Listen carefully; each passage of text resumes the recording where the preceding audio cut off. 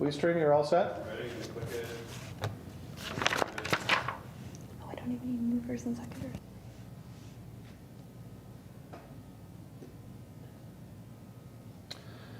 I would now like to call this meeting to order. In order to call attendance, I will now conduct roll call by calling each councillor's name. Councillors, when I call your name, please say here. Councillor Bagu. Here. Councillor Beauregard. Here. Councillor Bodner. Here. Councillor Danch. Here. Councillor Desmarais. Here. Councillor Kalaliff. Here. Councillor Wells. Here. Thank you, Council. I will now proceed to the Mayor's report. You got one more, Bill. Councillor Bruno. Here. Good evening, and I thank you for joining us for our first virtual council meeting. As you can see, the council chamber is very empty this evening. I'm here with our CAO, Scott Louie, City Clerk Amber Lapointe, and Deputy Clerk Charlotte Madden, along with our camera crew from WeeStream. I would like to welcome our 8 councillors and various city directors who are each attending from home. We hope to all be back together in council chambers soon, but for the time being, we'll be conducting our meetings in this manner, and I ask for your understanding if we have a few missteps this evening. I would like to start this evening with a moment of silence as we remember the victims of last week's shooting in Nova Scotia, including RCMP Constable Heidi Stevenson, a 23-year veteran of the force, and also the loss of our fellow councillor from Pelham, who grew up in Port Colborne, Mike Chofie. Please bow your heads.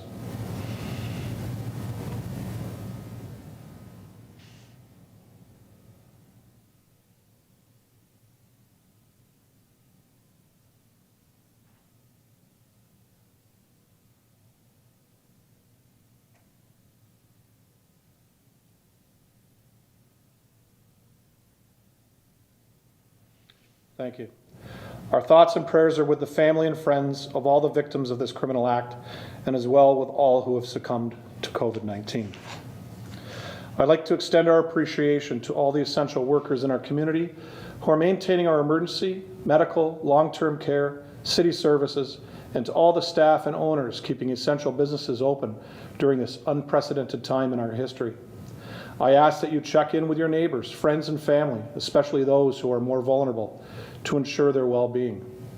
Over the past 3 weeks, the city has worked with Community Support Services Niagara and our local grocery stores to establish a grocery delivery service for individuals over the age of 65 or adults with a disability. My thanks go out to Sobeys, Bodner's Market, and No Frills for participating and helping put this essential program together. If you need this service or know of someone who does, please contact Community Support Services Niagara at 905-682-3800, extension 706. Also, if you would like to become a volunteer in the community to help with grocery delivery program, you can call the same number, again 905-682-3800, extension 706. Last Friday, Community Support Services Niagara announced their volunteer phone chat and safety reassurance call program. Arrangements can be made to call seniors who are lonely or isolated on a daily or weekly basis. To access this program, please call 905-682-3800, extension 0. I would really like to thank Carolyn Asklin, Executive Director of Community Support Services Niagara, for working with my office, city staff, and our grocery community to bring these services to Port Colborne. The mayors and CAOs in the region have been holding weekly teleconferences to discuss issues related to COVID-19 in our communities and how we are dealing with them. MP Badaway has also been holding weekly meetings with myself and the mayors of Welland and Thorold, keeping us apprised of developments and assistance offered by the federal government. This week, I and CAO Scott Louie will be meeting via conference call with MPP Birch.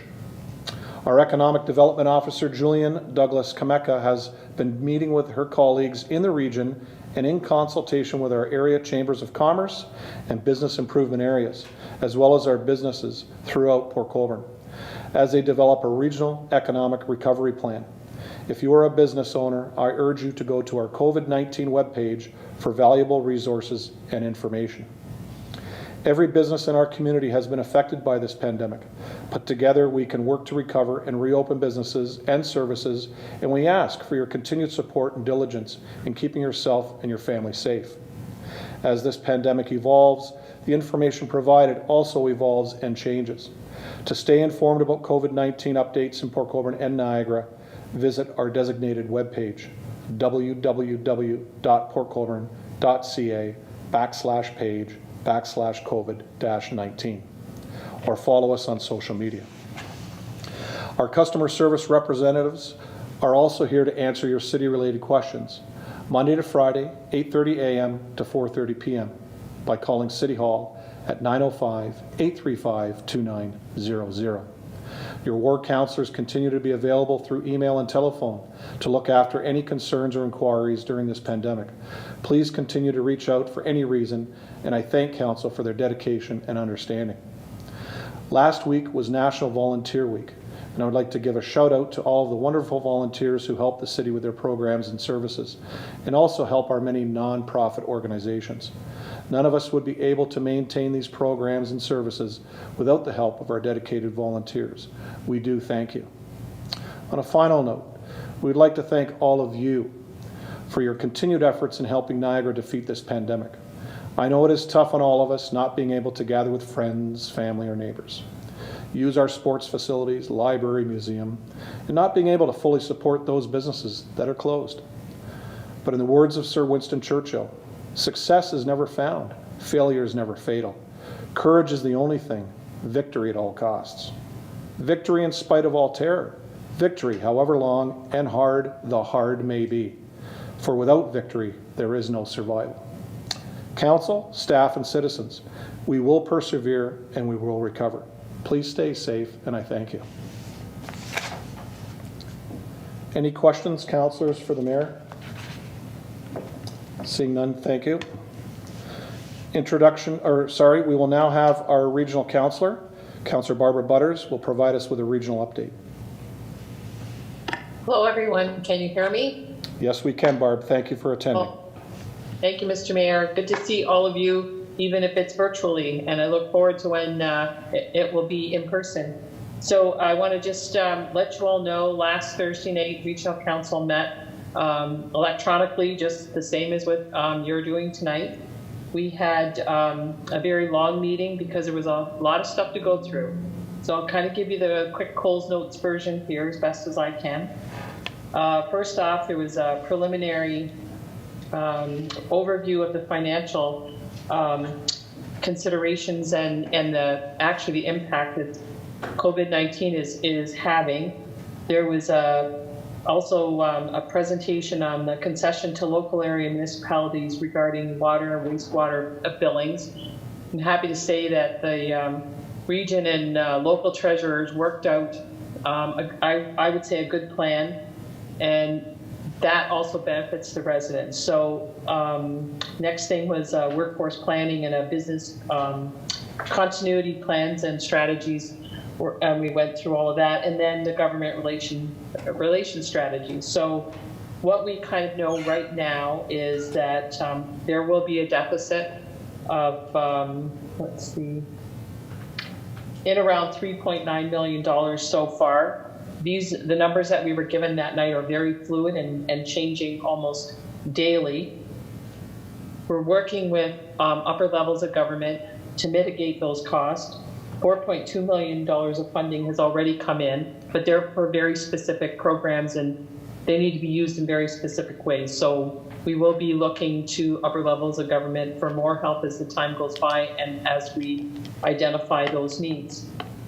So I would say that most of the regional services are deemed essential.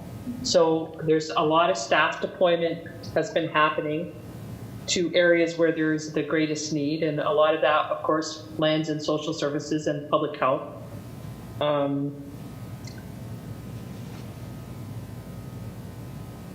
There will be some layoffs when people who cannot be deployed to another area or they are offered a leave of absence, whichever works. the message to senior government is got to be a coordinated effort between the region and all 12 municipalities. So when we're looking for that extra help to offset what there are going to be costs for the region as well as the 12 municipalities, we need to make sure that that message is a very consistent one and a strong voice from Niagara. So those are kind of the things that have been being worked on in terms of the region. We also had a very good presentation from Dr. Hershey, who's the acting medical officer of health. And it was really helpful in understanding the data that's being provided on the public health website and how important it is to also understand the context and the principles surrounding the dependencies that that data is provided to the rest of us, and how it's released really in terms of privacy issues and the protection of individuals who do become infected with COVID-19. So I guess I would say the good news is that curve, if you follow the region's website and the numbers, that curve seems to be flattening. And each day there seems to be less new cases, which is a hopeful sign. And the doubling days number is going up. So when we see new cases decreasing and the number of days it takes to double, that number going up, then we know we're on the right track. So my takeaway from the whole meeting was that we absolutely must stay the course of that social distancing. We need to stay home as much as possible. When you do need to go out for groceries or medical appointments, pick up medication, do it in a safe way. We are gaining precious ground in this fight against COVID-19, and we cannot afford to lose 1 inch of it now. So as hard as it is to maintain those distances and be away from the family that we care about, it really is the way that we're going to win this. So with that, I'm happy to be here with all of you, and if there's any questions that I can take back, I'm certainly happy to do that. Thank you, Mr. Mayor. Thank you, Councillor Butters. Any questions to the councillor? Just raise your hand. Seeing none, again, Barb, thank you very much. You're welcome. Now on to introduction of addendum items. Madam Clerk, are there any addendum items this evening? There are one this evening. The agenda will be altered, so councillor items will become an item after item 9 of the agenda. Thank you, Madam Clerk. So council is required to waive the rules of the procedural bylaw in order to add councillors' items after item 9 of the agenda. I have a mover, Councillor Bagu, a seconder, Councillor Clayliff. If you could raise your hand, all those in favor? Anybody opposed? That's carried unanimously. Thank you. Confirmation of the agenda. I have a mover, Councillor Beauregard, seconder, Councillor Desmarais. Any councillor have any questions with regards to the agenda, please raise your hand. Seeing none, all in favor, raise your hand. Opposed? Seeing none, that's carried unanimously. Disclosures of interest. Councillors, does anyone have a disclosure of interest? Seeing none this evening. Adoption of minutes. We have the regular meeting of council 09-20 held on March 23rd, 2020. Mover is Councillor Danch. Seconder is Councillor Bruno. Any questions to those minutes? Seeing none, please raise your hand in favor. Thank you. That's carried unanimously.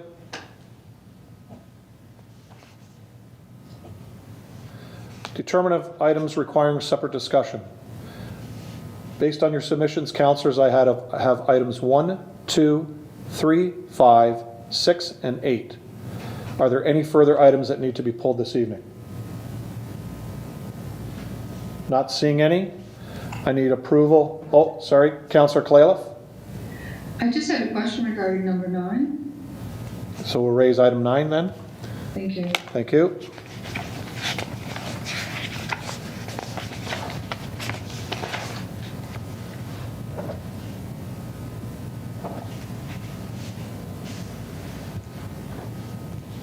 Thank you, Councillor Clayliff. Any further items? Seeing none, approval of items not requiring separate discussion. I have a mover, Councillor Bodner, seconder, Councillor Wells. All those in favor, please raise your hand. Thank you. That's unanimous. Now we move on to consideration of items requiring separate discussion. We will begin with item number 1, Chief Administrative Officer Department Report 2020-56, subject COVID-19 update. I have a mover, Councillor Wells, a seconder, Councillor Desmarais. Please raise your hand to ask a question to staff. Want me to do my intro? Yeah, but I'll get questions. Yeah, but I'll get questions first. Anybody else on this item? I have Councillor Wells. Anyone else? Thank you, Councillor Wells. So this time I'll call on CAO Louis. Sure. Through your worship to council, I've prepared a brief preamble to the questions on my report.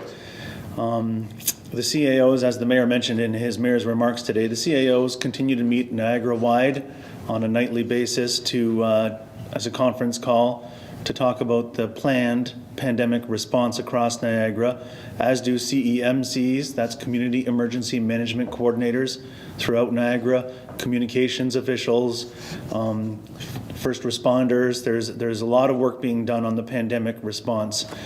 At the city, some of our staff have had their roles changed completely. Some people are working strictly on the pandemic response. Some of our staff have had virtually no disruption in their role, and they're able to carry out executing the normal duties of their role. And some are having to do a little bit of both, which is difficult. The city's COVID-19 response is divided into 3 main phases. The first phase is, or was, the initial response and precaution phase. The second phase is maintaining essential services. The city is identified as an essential workplace by the province, and our operations are carrying on. The final phase will be the recovery and returning to normal in Port Colborne. We are solidly in the second phase now, but I can report that early in the first phase, management and City Council made the first steps to show leadership in addressing the pandemic, beginning with the meeting of the Emergency Control Group. City management put precautions in place to protect our community and our staff in keeping with the 4 principles that are outlined in the staff report that is before Council tonight. At the same time, management recognized that there would be a financial impact of the pandemic on city finances. We immediately took steps to reduce costs in our workforce.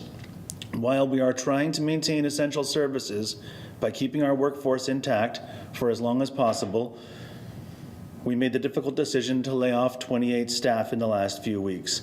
There are also 12 vacant positions at the city, as well as several others coming open in the next few months due to retirement that we will not be recruiting as part of a hiring freeze.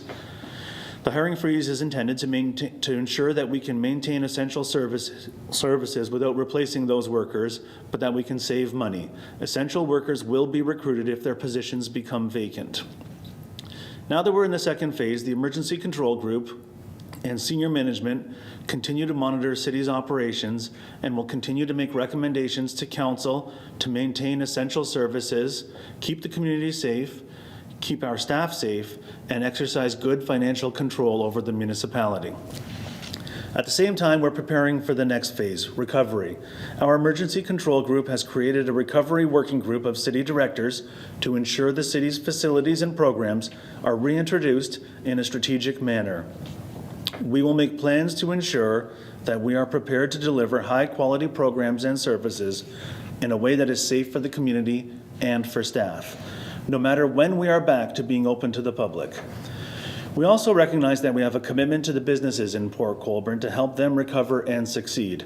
Our Economic Development Officer has been working with the business community, the Chamber of Commerce, and other economic development officers in Niagara to create strategies that will help our business community rebound from the effects of the pandemic.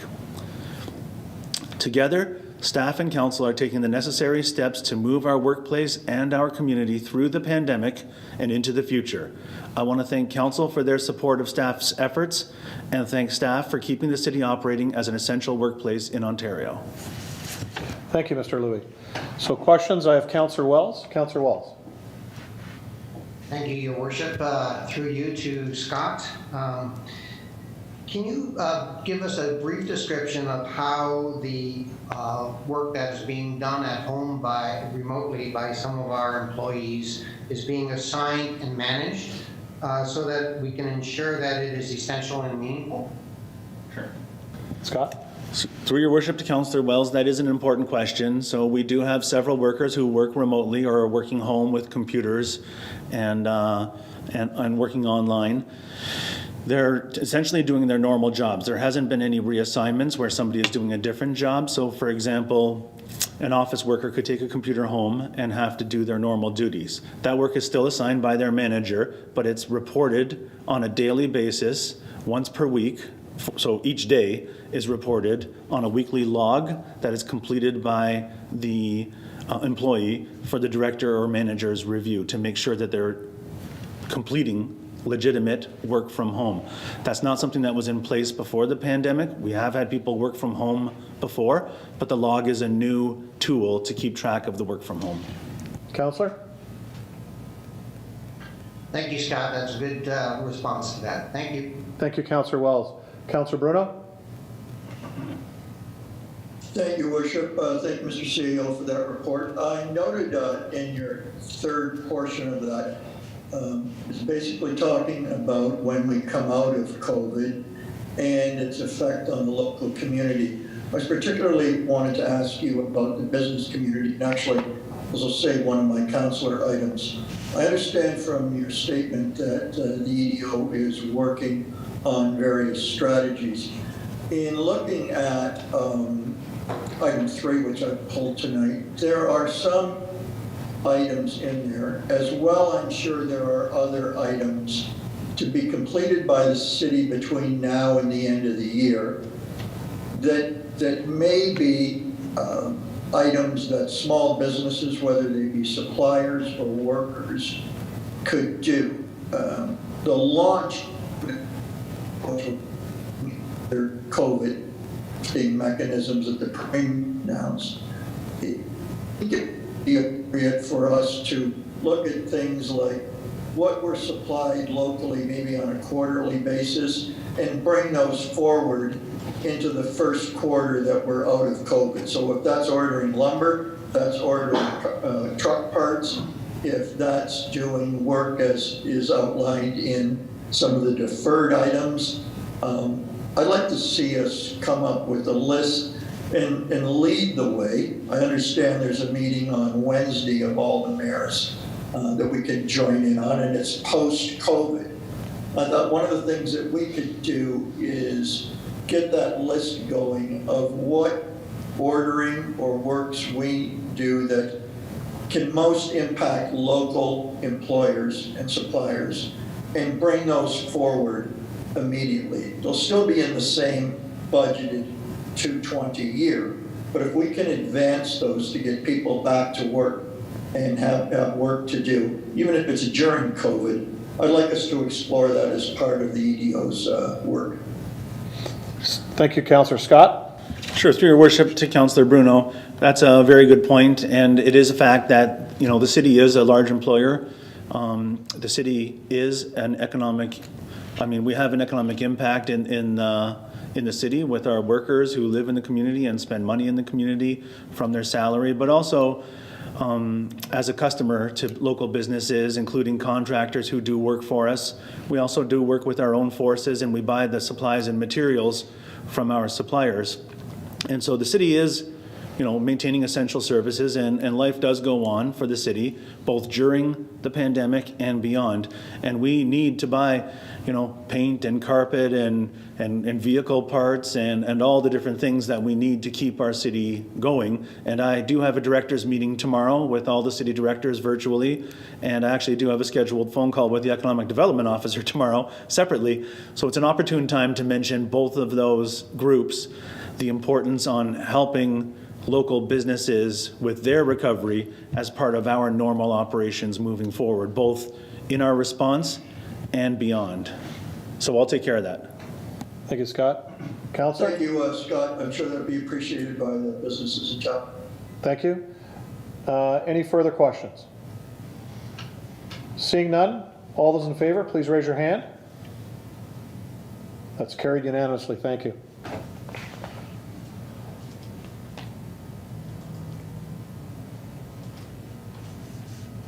We will proceed with item number 2, Community and Economic Development Department, Parks and Recreation Division, Report 2020-52, Subject 2020 Canal Days, Marine Heritage Festival.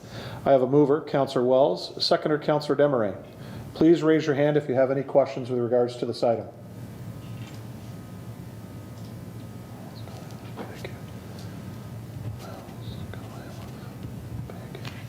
I have Councillor Wells, I have Councillor Clayliff, I have Councillor Bagu. Anyone else? Seeing none, Councillor Wells, questions to staff? Thank you, Your Worship. It's more a comment rather than a question. Okay. What it is that I fully support the cancellation of the Canal Days, but I believe that this pandemic will change how we conduct future events with large and small gatherings and of attendees. Any public health, provincial or federal guidelines that result from the pandemic need to be taken into consideration for any future events. And until they are known, it is my opinion that planning for any events should be put on hold. So that's my comment. I just have some concerns that if we go too far along with the planning of some smaller events or subsequent events, that we may be doing work that has to be redone. Thank you, Councillor. Scott, do you want to answer that, or? I think Ashley. Ashley? Ashley, do you want to answer that, please? Yes, thank you, Mr. Mayor, and good evening, members of council. The point is well taken, and staff are, as the CAO just spoke about in the previous report, staff are in the process of reviewing all of the events and services that the Community and Economic Development Department provides to the community of Port Colborne. As it relates to municipal events, as I say, we are in agreement with Councillor Wells' comments.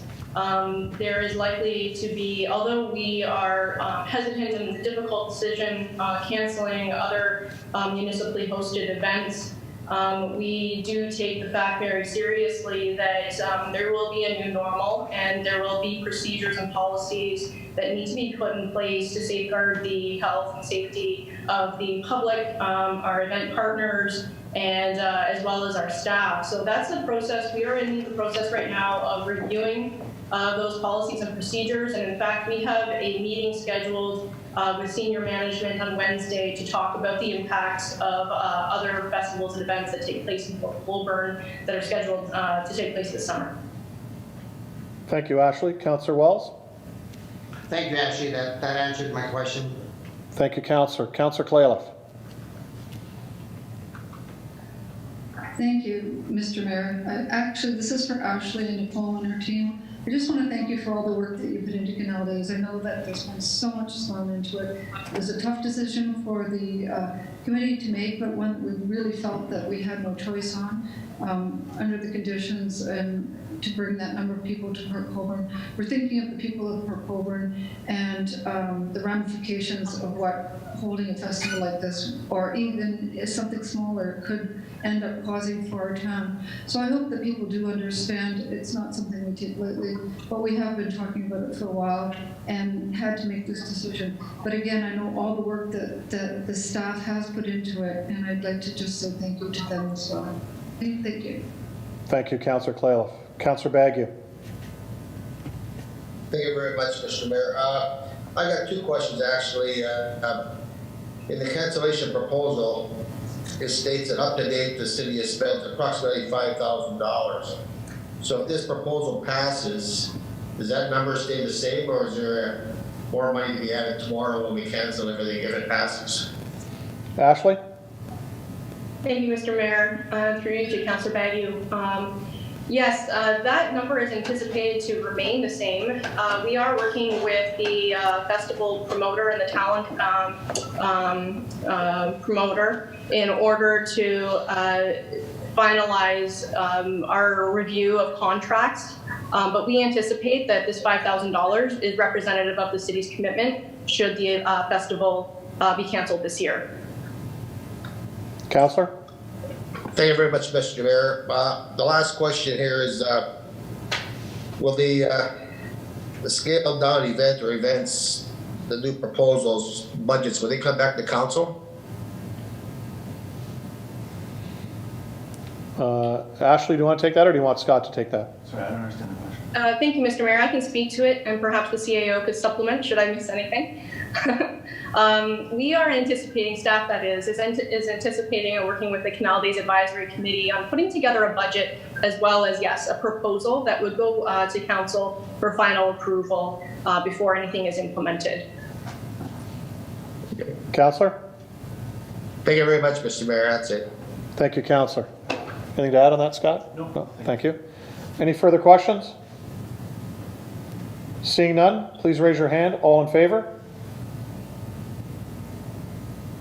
Thank you. That's carried unanimously.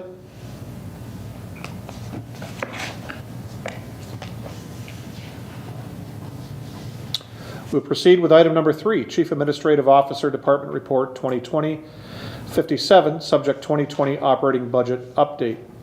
I have a mover, Councillor Bruno, and a seconder, Councillor Desmarais. Councillors, Councillor Bruno called me to ask if we could split this into 2 portions, one being the section regarding the 2021 budget process. He'd like to pull that separately and vote on that.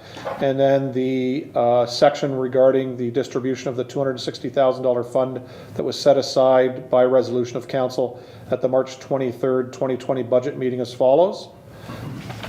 So if we can do it in 2 parts. So I'll ask at this time those requiring a question to staff on the first portion of this. Councillor Bruno, I see. Councillor Wells. Anyone else? Councillor Bagu. Anyone else for questions on the first portion of this? Thank you. Councillor Bruno. Thank you, Worship. With respect to the first portion, the one that I wanted to highlight more for the public and particularly the business community is bullet 2, downtown CIP reduced by $150,000, deferred to 2021. In our previous council meeting, there was a grid chart under budget that showed what was put aside in 2019 and what was put aside in 2020, which included, I believe, gas tax and another non-municipal government contribution. To that end, there would be some $2 million+ already set aside. My concern was that in just looking at this item in isolation, there may be members of the business community or public that think we could be deferring the CIP. I'm wondering, Mr. Louie, if you could explain that this is not a deferral and that work is actually being let for the engineering of all of that, and if you had any other comments on that. Thank you, Councillor Bruno. CAO? Yes, through your worship to Councillor Bruno. That's a great question. Absolutely, the downtown CIP is still on the books of the city. In fact, this council and the previous council have a number of times identified it as the project with the most priority in Port Colborne, the capital project that is, with the most priority. Our hope as staff, and I think council shares this view, is that there is infrastructure funding available to the city so that we can leverage local tax dollars along with provincial and or federal dollars to help complete the entire project. And the entire project has a price tag of around $32 million, and that's, calculated a few years ago, so there could be inflation impacts on that. A few years ago, in the absence of any kind of infrastructure funding from other levels of government, staff put together a proposal to proceed with the project on a piecemeal basis, on a sort of 6 or 8 phase basis. And what was before council a few weeks ago was a plan to do one of those phases at a much smaller price tag than the whole job. The decision of council at that meeting was to take the project from the concept design. So there is a concept that has been designed, but there's not construction drawings yet. There's not a detailed design. So council directed staff that rather than to proceed with the first phase, to proceed to getting detailed design for the entire project ready so that if we can secure that funding from provincial and or federal government, there is a chance to ask for the whole project to be done, you know, together, I guess, as a single project. And for that reason, and because because his staff is following council's direction, there is money in the budget.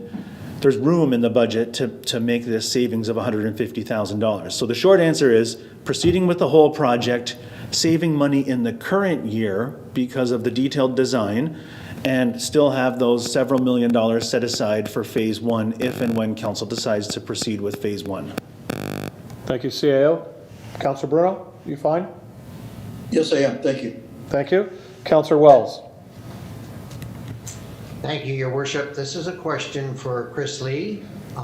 It's in regards to the impact of the pandemic in delaying the start of projects. It's specifically in relationship to the sidewalk replacement program and the Roselawn capital program. Those two projects, Chris, do you see any delays that would eliminate the opportunity to be able to expend that amount of capital that's left over in the budget for them? Mr. Lee? Through you, Mr. Mayor, to Councillor Wells. Those reductions, as you've noted, those are just a partial amount of the budget that has been set aside by council. The intent is that we would continue to do the sidewalk replacement and some of the repairs that we have scheduled, or that we've actually have contracts in place for Roselawn in this particular case. So if there are some savings, or if we can realize down the road, then those dollars can absolutely come back into the fold and be spent. But this is sort of a precautionary scenario, for lack of a better term, that we've pushed these funds aside. We still have sidewalk replacements, and we still have repairs going on at Roselawn, just not to the extent of the original budgets. Councillor? Thank you, Chris. One follow-up question to this then is, will the list of sidewalk replacements, or the locations of those, be identified and made available to the public? Yes, definitely so. Actually, staff is working on the list for the sidewalk replacements, as well as road resurfacing. We're actually having conversations with the contractors in both of those. And if some of the reports get passed tonight, then we will proceed forward. Councillor Wells? Thank you, Chris. Thank you, Councillor Wells. Councillor Bagu. Great, thank you very much, Mr. Mayor. Councillor Bruno had my question about the downtown CIP, $150,000. So I'm happy with the answer from the CEO. Thanks. Thank you, Councillor. Councillor Bruno? Thank you, Worship. Actually, Harry's question to Chris and his answer actually closed the loop on the second part of what I was going to ask. Based on what I brought up before about local tradesmen and work, I would just hope that while we need to defer those dollars, and those are great, and those are well thought out views to doing that, I'm just wondering, as long as that can remain fluid with an eye that if there is money still after we deal with the second part of this, that we can switch back in and do the particular projects that employ local workers and local supplies. Thank you. Thank you, Councillor. CAO? Any comments? Through your worship to Councillor Bruno, I think that is the intention, and again, I'll be speaking with the directors tomorrow and can reiterate that point. In fact, I was able to add it to the agenda while on my laptop here in the council chambers. Thank you, Mr. Louis. Councillor Bruno? Turn on your mic. I'm not sure if we wanted to vote on that first half of 3, or you want me to go forward with the second half of 3. No, we'll take this first. Thank you. So any further questions on the top portion? Councillor Beauregard. Thank you, Your Worship. It's not so much a question as a comment. Would it be okay to ask that? Certainly. Or just say that? Okay, I have some concern with the museum capital purchase reduced by $5,000. That item, I understand when I spoke with the curator that it's earmarked for a project that was on the books from 2018. and they would, in order to get it completed, they would have to go to a donor for that.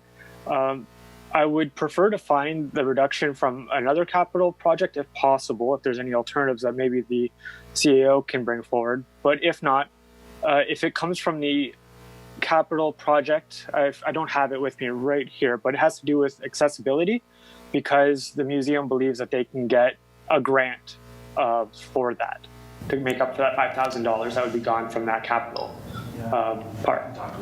Yeah, I'll go to the CAO on that. Sure, through your worship, Councillor Beauregard, I'm looking at that $5,000 on a spreadsheet from the acting director of finance who was helping us with this, helping me with this report.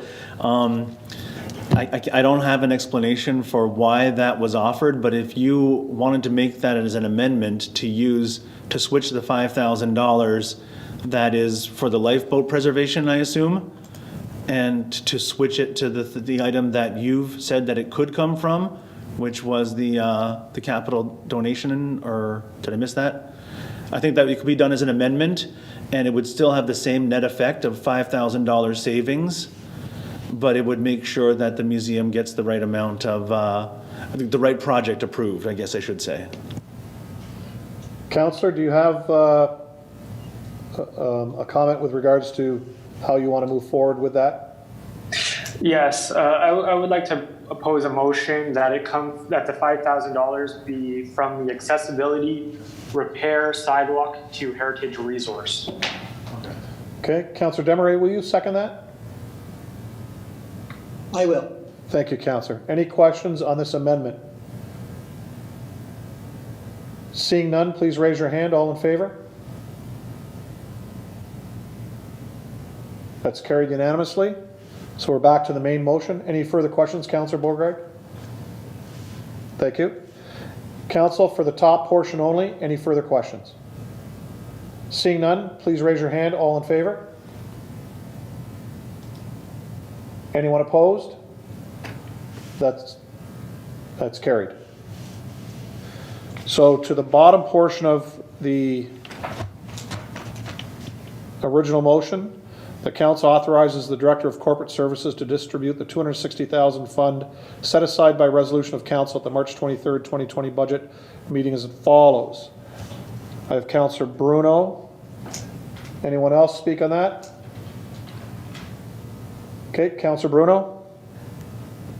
Thank you, Worship. With respect to the distribution of that $260,000 in our budget and the deferred projects in Part A, I want to question two of the items in the list. One would be the fourth bullet, which is the HR manager position, and the last bullet, the COVID-19 stabilization reserve. Go ahead.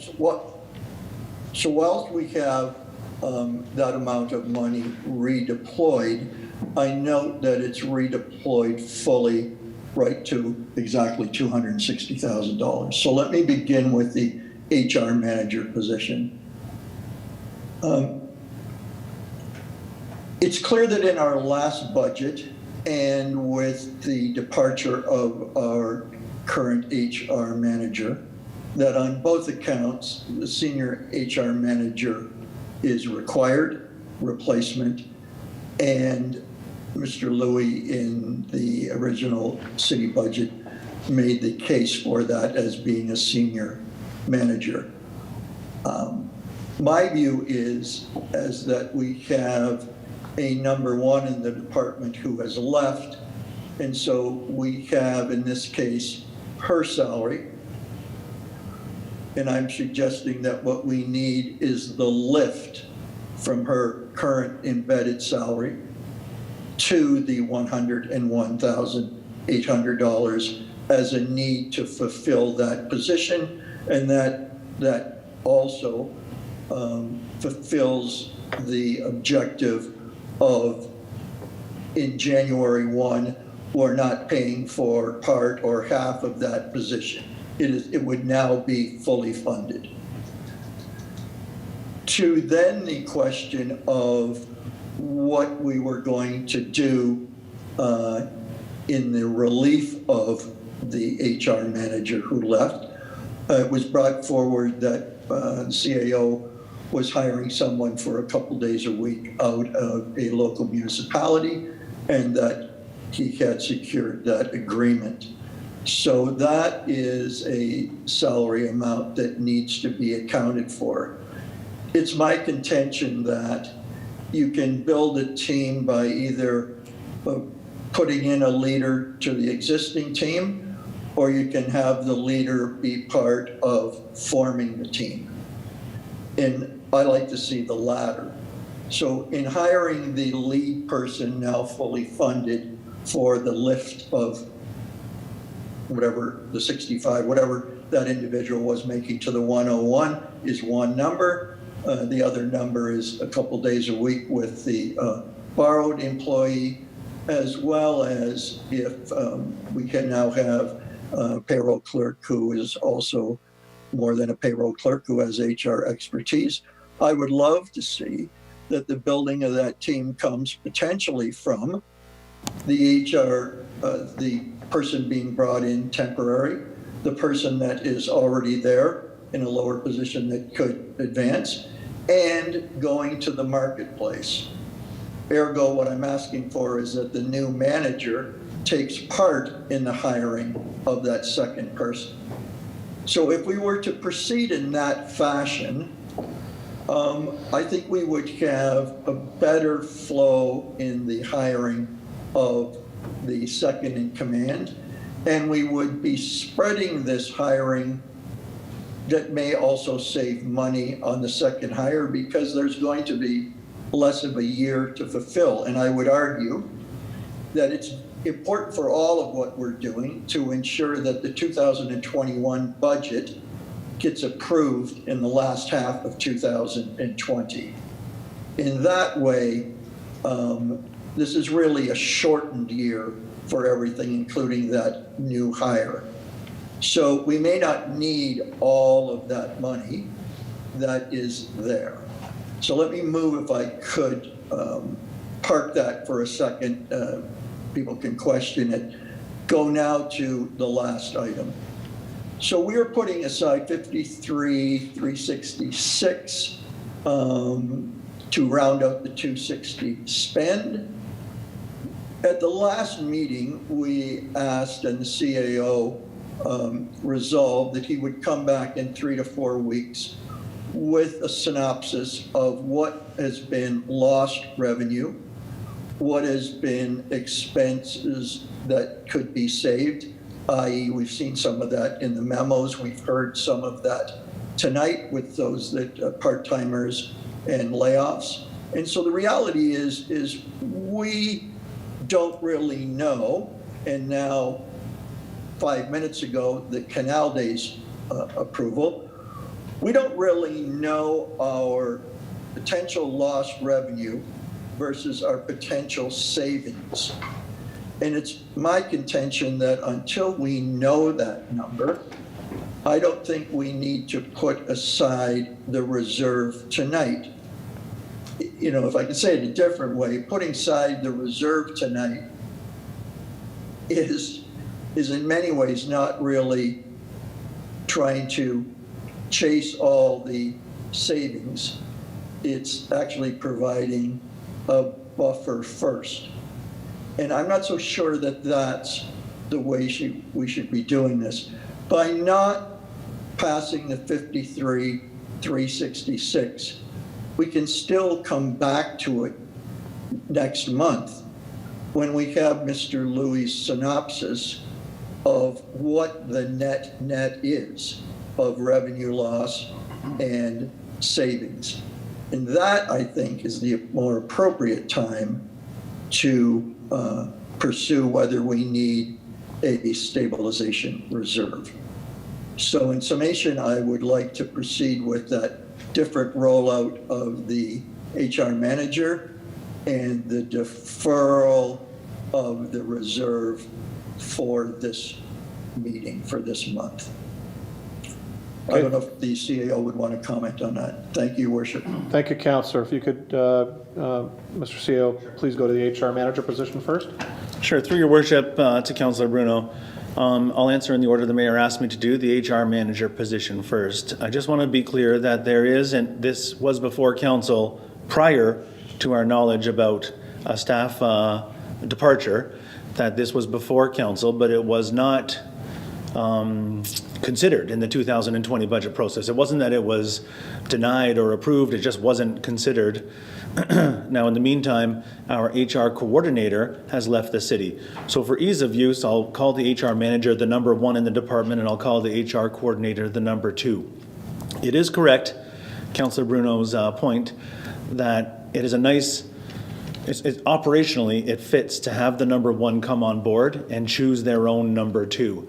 I think that the reason, I mean, they're two different roles, they're entirely different roles, but I think choosing your own team is a worthy path forward. I do need both roles. We do need both roles at the city to be staffed out fully, but it makes the most sense, I guess, for number 1 to choose number 2.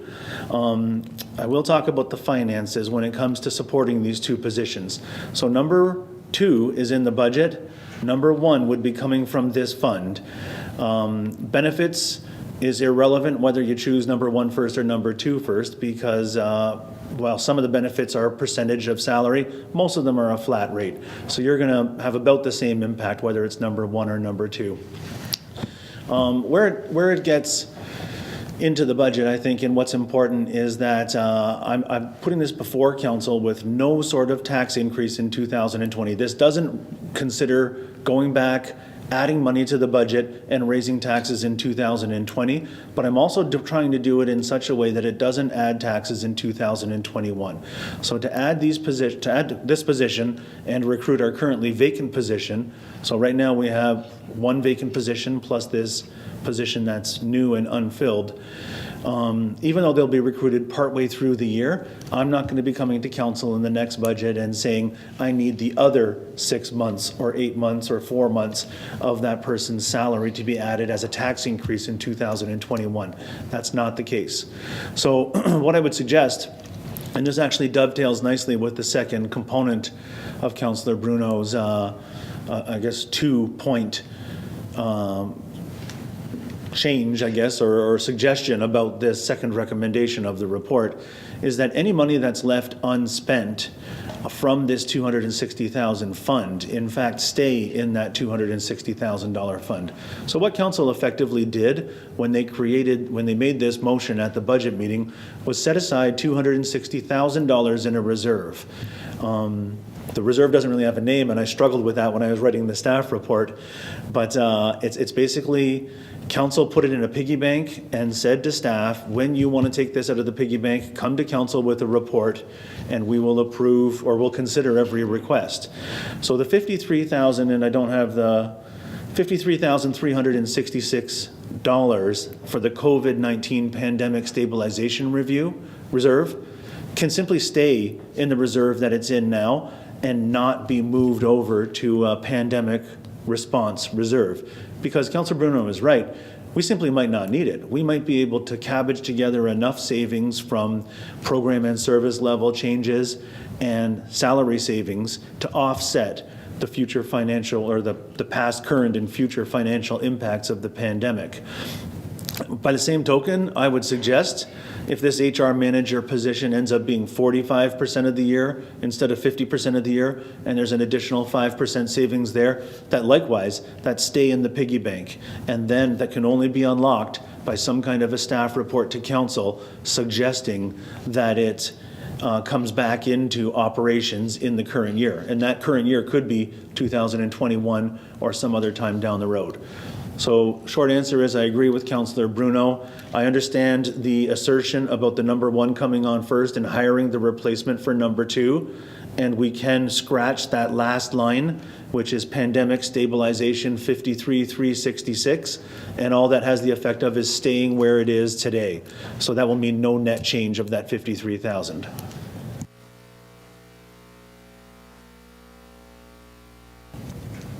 Thank you, Madam Clerk. Councillor Bruno? I'm fine with that, Your Worship. I think it gives us time to proceed methodically towards filling the need there. It gives us a chance to look at options. preserves the 260 that's already embedded in the tax bills that are sent out and allows us some flexibility. Thank you, Councillor. So in essence, based on my discussion with the clerk, we should do an amendment to take out the last line, the COVID-19 Pandemic Stabilization Reserve, and leave it in the reserve that's already set up from the original 260,000. If I can have Councillor Desmarais second that for Councillor Bruno, is that fine? I will. Thank you. Any questions to the amendment with regards to leaving the reserve as it is today? Any questions to that? Councillor Danch. I can't sit here all night in my office and not say something to all you people, right? Because we don't get together. So this COVID-19, $53,000, we're setting this aside. It's something we've never even, it's never come up in our lifetime, right? This is something where we're all living through for the first time. So what are we gonna do? We're gonna put $53,000 and change in a little slush fund that we may or may not use. Like I'm not understanding this. I hope we never go through this again. But I just need an explanation, maybe from Scott, if we could. Thank you. Thank you, Councillor. CAO. Thank you, Your Worship. That's a great question. Through you to Councillor Danch. I guess when the report was first written, we're sitting here at City Hall and we know that there's going to be a financial impact of this outbreak in the current year. So we've lost revenue. You know, we know we've lost revenue in the arena, in the marina, you know, even little things that, you know, book fines are down and all these things in the library, visitors center at the museum. So there is lost revenues. There's also, in some areas, we've saved money. We have less expenses than we've had because of the pandemic, but we also know that there's some areas where we do have increased costs. So we're sending people out on Saturdays and Sundays to shore up fencing around parks. We're buying more cleaning products. We're sanitizing, well, at first areas where the public was going, but most of our facilities are closed to the public. Now we're sanitizing places where people work. We're buying extra gear for folks who are still out in the workplace. So we know there's going to be a financial hit. And we don't know what it is yet. We do intend to report that to Council in May. So you will have a report before you that talks about what that amount is and where we're going to get it, because we're going to find that savings within city operations to make sure that at the end of the year that it's a wash, that we're even.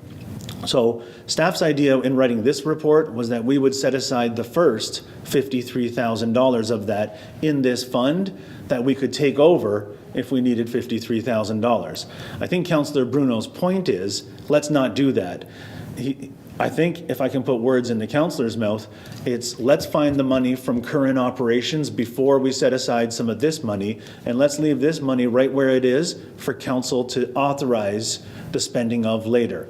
And maybe we'll revisit that around the pandemic, or maybe it'll be something completely different, but he wants staff to go out there and find the money that's needed for the pandemic from current operations, not from this $53,000. So if the amendment is approved, we won't have the rainy day fund. We're gonna cancel that plan.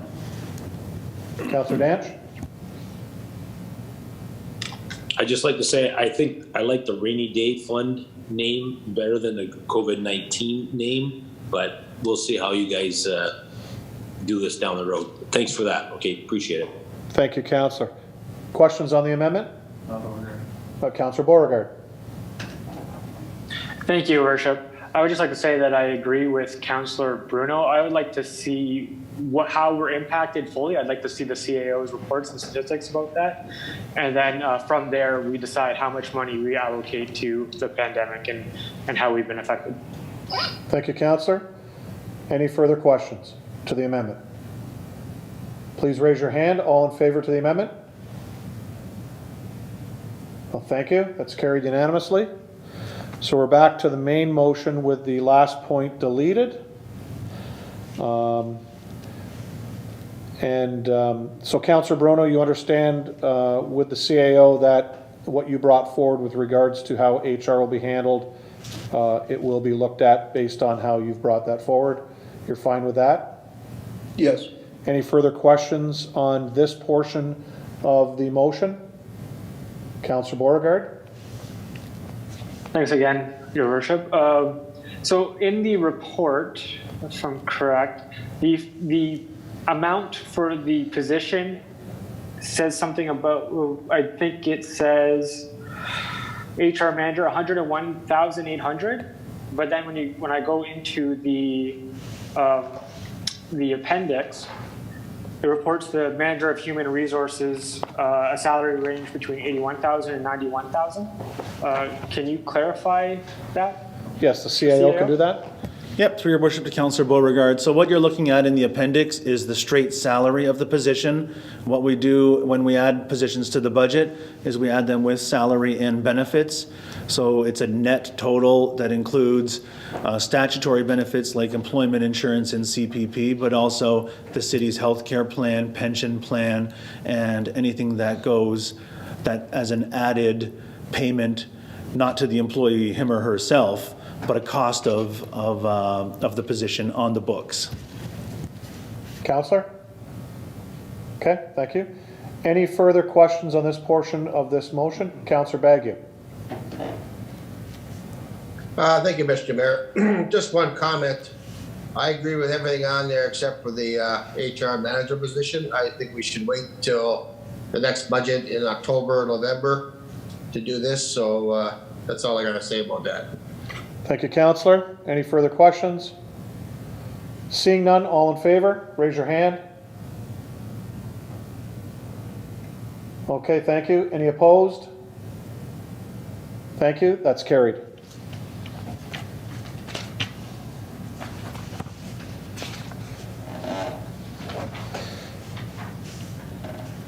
We will now move to item number 5, Engineering and Operations Department, Engineering Division Report 2020-53, subject Project 2020-05, line painting citywide. Our mover is Councillor Wells, our seconder is Councillor Desmarais. Councillor Wells, I assume you have the question on this. Any other questions from any other councillor? Councillor Clayliff. Councillor Wells, you can go ahead.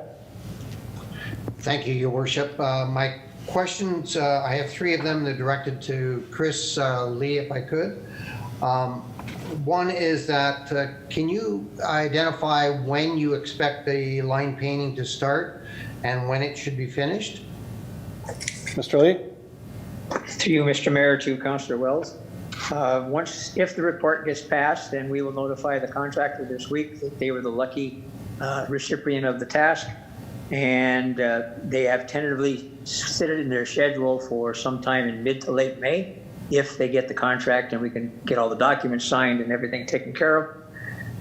COVID tends to slow that down a little bit, but we'll try to proceed as quickly as we can. And I think, can you please repeat the latter section? Yes, Chris, it was just a question in regards to when the painting would start and when you expected it to be finished. And once they start, they usually do it all in less than a week because the firm that's doing this is from out of town, and they pull in and they usually end up in about 3 to 4 days maximum, but they finish it off in a week's time because, as I said, they're out of town, so they just come in and do the entire city in the evenings and during the daytime where it's possible in the country. So once they start, it'll be done in less than 5 working days. Councillor Wells? My second question to Chris again, through you, Your Worship, is the Apex bid is significantly lower than Provincial's price. When Apex did the work last year, were there any overruns by them? Through you, Mr. Mayor, to Councillor Wells. Last year, Apex didn't do the job. The Region of Niagara's line painting crew did it for us. Apex didn't bid because they were very busy. The 2 previous years, Apex did the job, and their prices were such that we actually were able to do it twice in 1 year, which is why the budget had actually been raised from about $45,000 budget back in 2016-17 to the $53,000 now.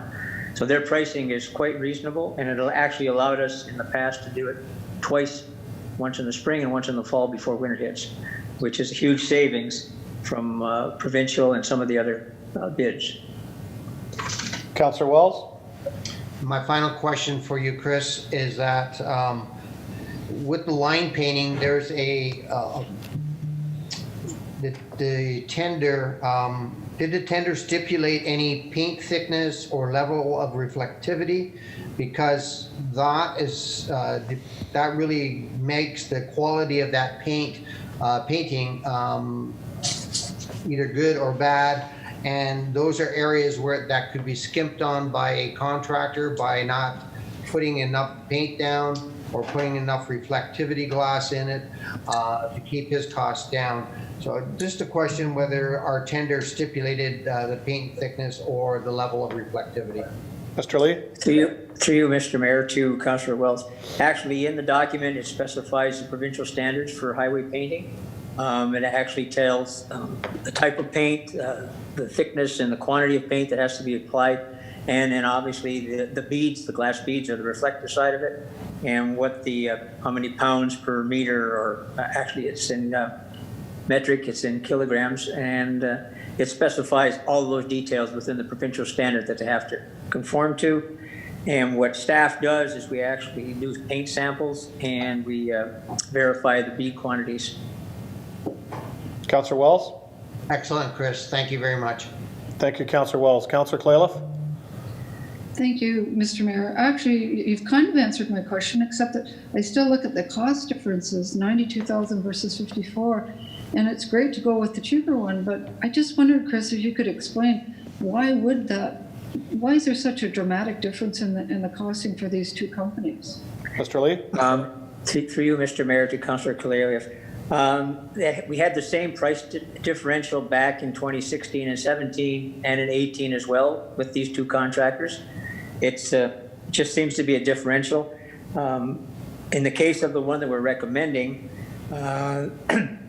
we're surprised that they bid this year because of their pricing. They're getting an extreme amount of work throughout the province. So we were glad that they did show up this year. Last year we had a scramble and get the regional crews to do it for us because we couldn't afford the pricing from provincial.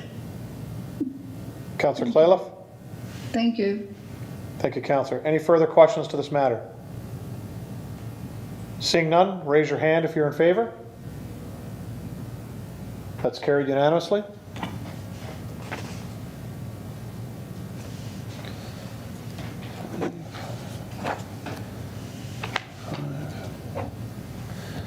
We'll now move to item number 6, Engineering and Operations Department Engineering Division Report 2020-54, subject project 2020-12 sidewalk construction citywide. I have a mover, Councillor Wells. A seconder, Councillor Desmarais.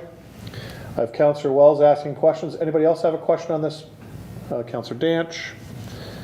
Wells. Anyone else? Councillor Clayliff. Anyone else? Councillor Wells. Thank you, Your Worship. This question goes to Chris Lee again. I have a question in regards to how the bidders were able to estimate their bids without having the sidewalk replacement review completed. Through you, Mr. Mayor, to Councillor Welch. What staff does when we prepare the tender documents, we take the list of sidewalks based on the ratings through the system that we've developed, through works that we've done with sanitary sewer lateral replacements, with water service line replacements, and we add all of those together based on the priority, knowing as you look at these dollars and cents, it's actually more than what the sidewalk budget itself has been approved for, but it includes funds from the water budget and from the sewer budget, as well as stuff from the curb budget as well, which is a separate budget from sidewalks.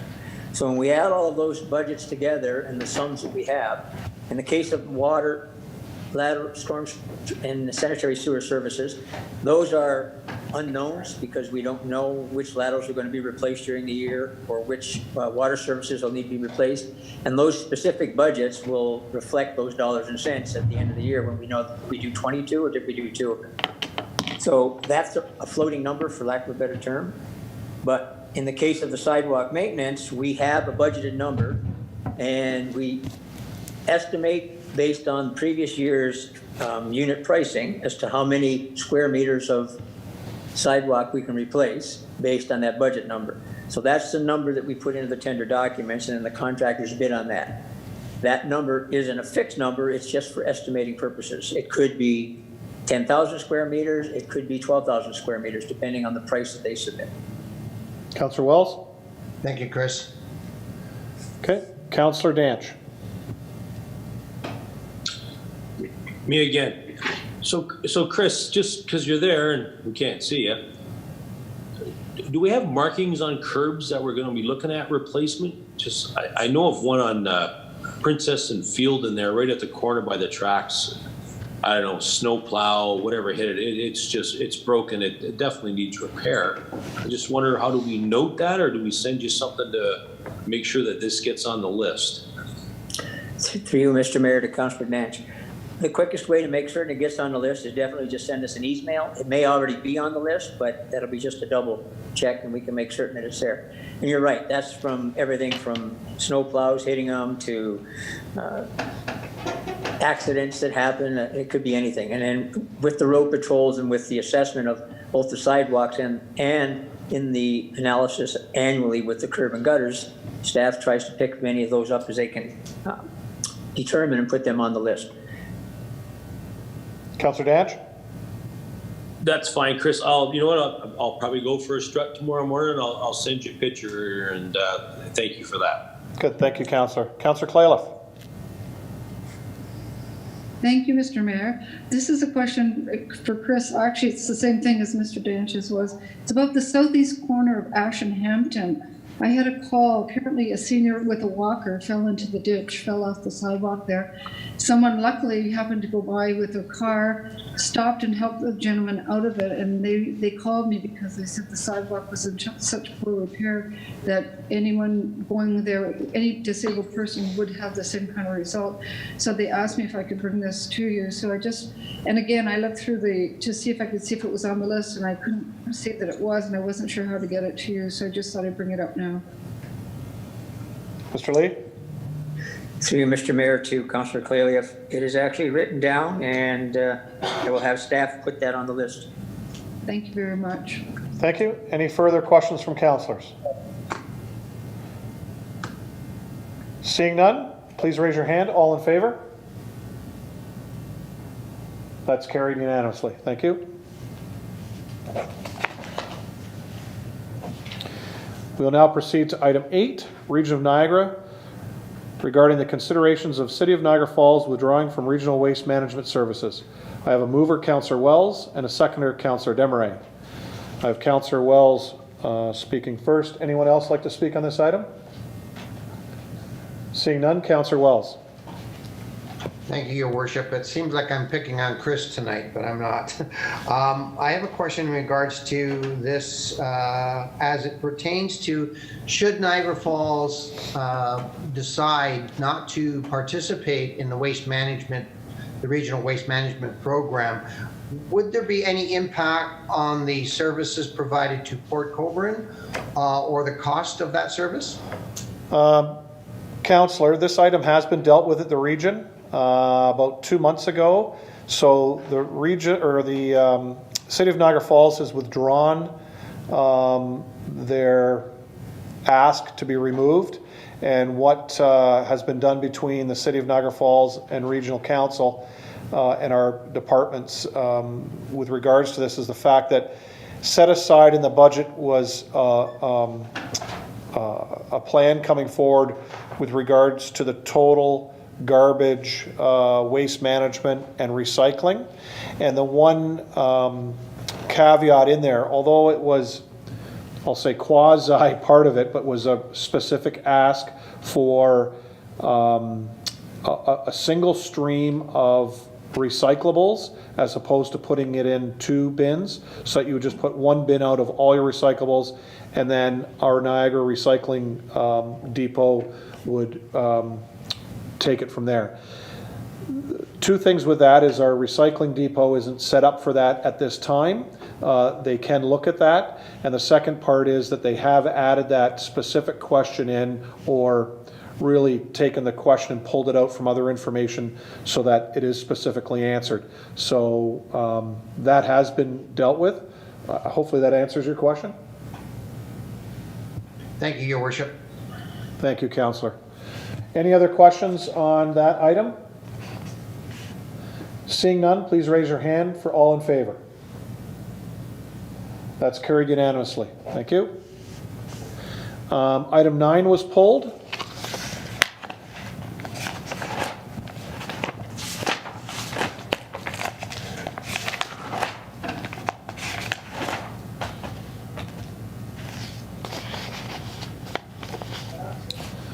And item 9 was asked for by Councillor Kalaliff, I believe. Yes, it was. So I've got a mover, Councillor Kalaliff. Councillor Desmarais, will you second that? I will. Thank you. Councillor Kalaliff, do you have a question? Just a quick question regarding the development permits that were talked about in this report. I was sad to see that we had the second lowest in the in that report. I don't know. I know there's lots of reasons why. I just hope that maybe we can, if there's anything anyone could tell me as to reasons why. I'm looking, from what I read, it's looking like maybe those could pick up this coming year. Just trying to get a little bit better understanding on what was going on. Not sure who to ask for, Mr. Mayor, who might be able to shed any light on it or to make me understand it a little bit better. CIO. So through your worship to Councillor Kalaliff, I see we are the lowest. I'm looking at page 51 in the big giant number in the bottom right hand corner. We have 33 applications by municipality. So I do think that there are two things to note here. First of all, 2019, 2018, these were record years in our building department.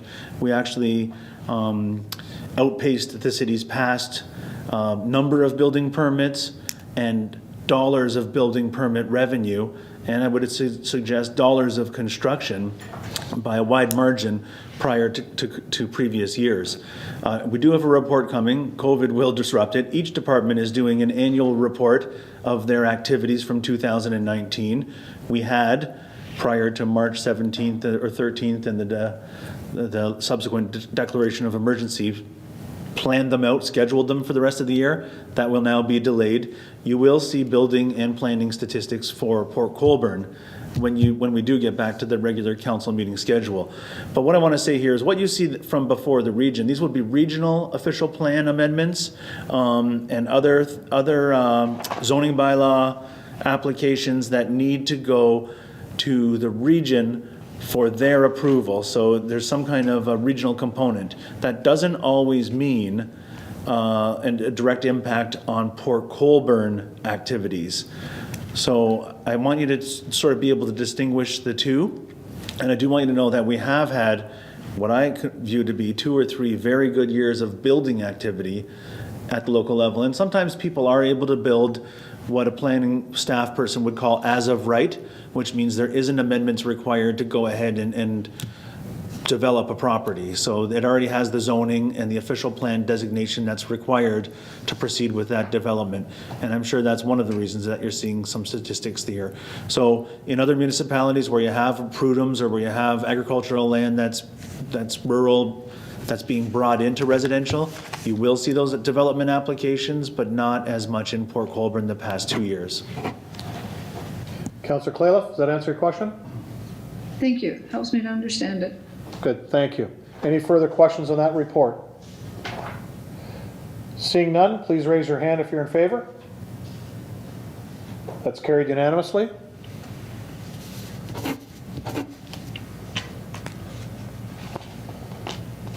Okay, we're moving right along this evening.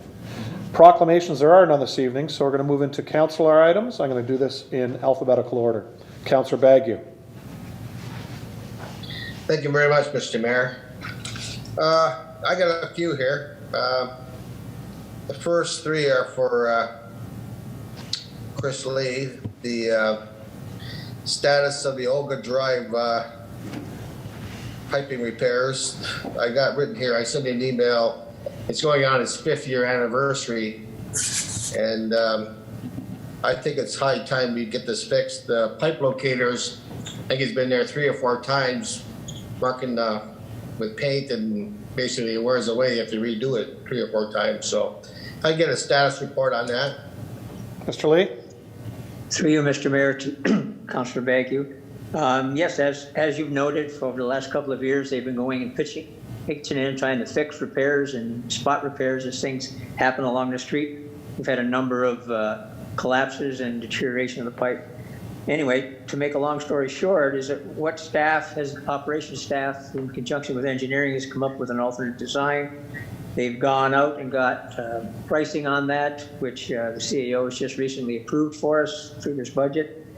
And we are going to, the pipe has already been acquired, and the contractor we've hired is Repair Construction, and they will be doing the work within the next 2 weeks, they claim. So once they're freed up with the one job that they're on now, they'll be coming here and they'll be doing the work. There's approximately 80 some odd meters. It's about 1.5 blocks of pipe that we have to replace. Yeah. Councillor?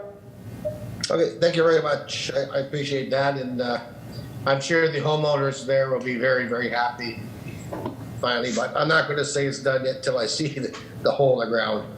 The next item is the valet center roof repairs. It was supposed to be done by the May holiday weekend. I don't see anybody working up there or even close by there, so I'm just worried it's not going to get done. So if I get the status on that job. Mr. Lee? Through you, Mr. Mayor, to Councillor Bagu. Yes, with the valet section, I actually confirmed today with staff on that specific issue. They have 2/3 of the project are completed already. They've done all the access issues that they had to take care of in fixing the roof. They've put in the heat trace that's been installed, and the only thing that remains now is a gutter liner and some fittings, but none of that happened prior to the non-essential services issue being issued by the province. So the individuals that are involved in that final scenario to finalize the job are sitting in the wings waiting for the provincial lift on essential services. Once that's done, they're ready to move. They have the materials that they have, and just waiting to be allowed to be on the roof.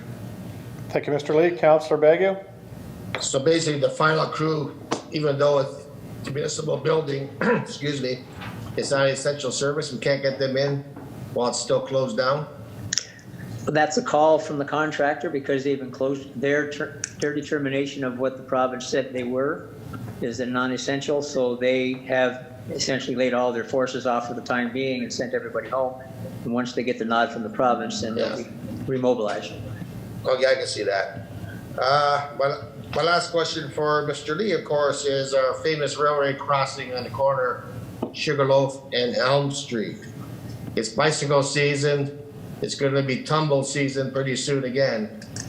So can I get an update on that one? I was promised by the Trillium general manager when he called me at home in the fall, telling me it would be done by the end of April of this year. So can I get an update on that one, please? Mr. Lee? Through you, Mr. Mayor, to Councillor Bagu. Yes, I confirmed with staff. They've had discussions with Trillium Rail. As you said, they're ready to move on some things.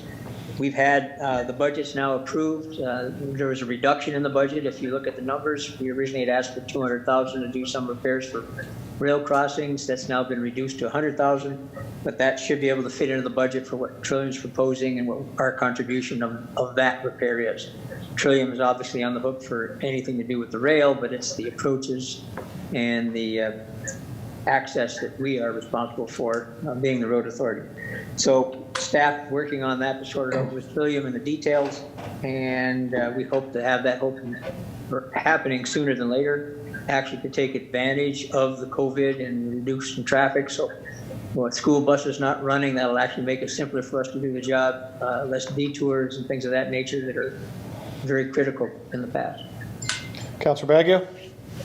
Okay, thank you very much. And my last one's not for Chris, though. Actually, it's for the CEO. Basically, every year, what I've seen, there's so many things that are unfinished in budgets, and we're doing the next year's budget. And I know we had a big survey of a lot of our structure, and there's a lot of jobs that had to get done.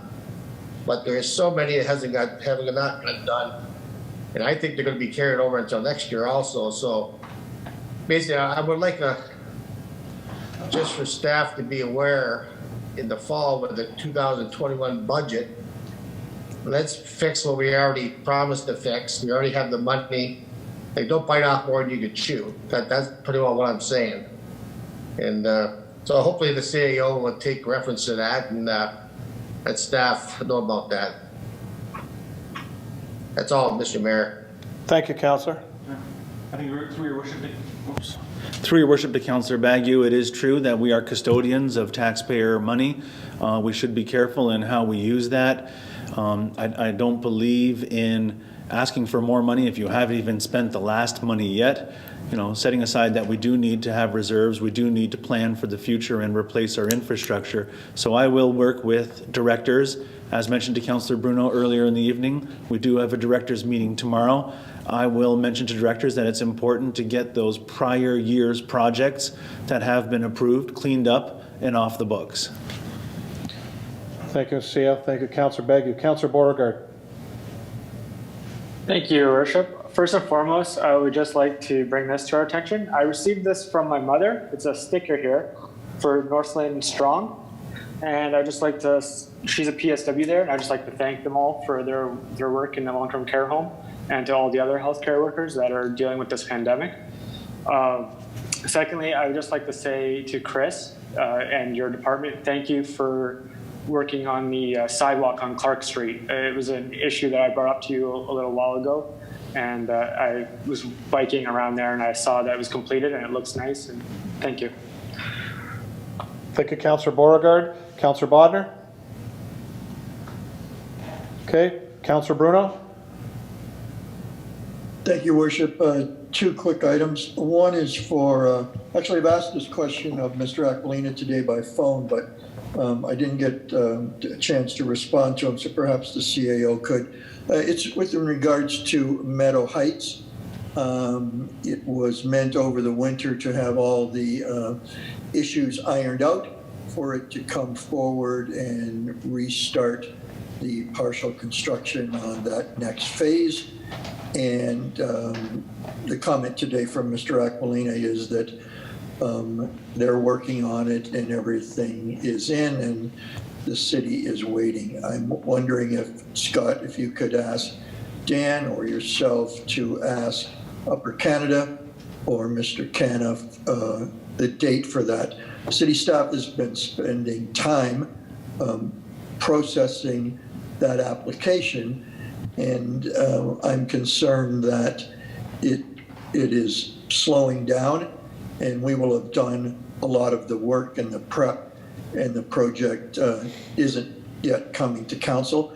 There's members of the community there at Hawthorne Heights and Runnymede that wish to attend that meeting, and so I'm wondering if someone could get back to me with a date that might happen between meetings, if I could just be apprised, or Frank could be apprised as well in the meantime. Scott? Sure. Through your worship to Councillor Bruno, I was copied on the same reply that you got from the Director of Planning, Dan Aquilina.